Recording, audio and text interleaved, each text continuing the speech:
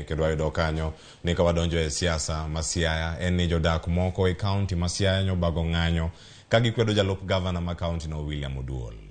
Ma biro manotoka kanda moro mani kod duol maket gi maro duol luorore mbui mano ka duol no chano monjo jaod bura ma lego usonga Samuel Atandi e kinde mani igeno nino biro chopo e liel moro e county no. Jodak go mane igyo wang nyong'anyo nyaka apis gavana ma Siaya magi chopo kwayo margi ne gavana James Orengo mondo riem jalup ne tich magiwacho ni nyiso picha marach e ten county no.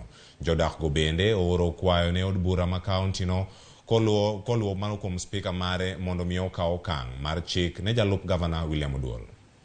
That as we know him as people of Lego Songa, first of all, he is a perennial election loser. He has never won an election in the ballot.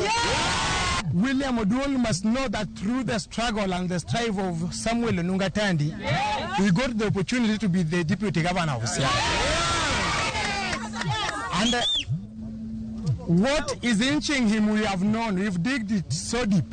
And we've known that he wants to loot the public coffers of Siaya County. Another word we want to send to the County Assembly of Siaya, which is headed by the Speaker Okodo, that this is the high time you must pitch this incredible person called William Oduol.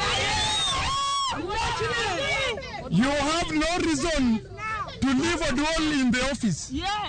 Because this guy is at your hand.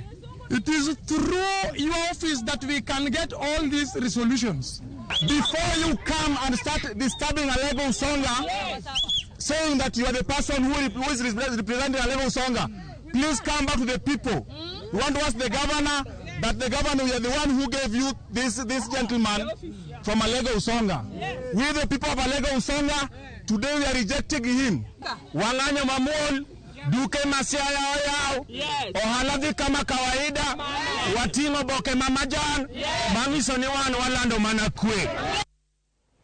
Nyakura mogijon kwa woge magoma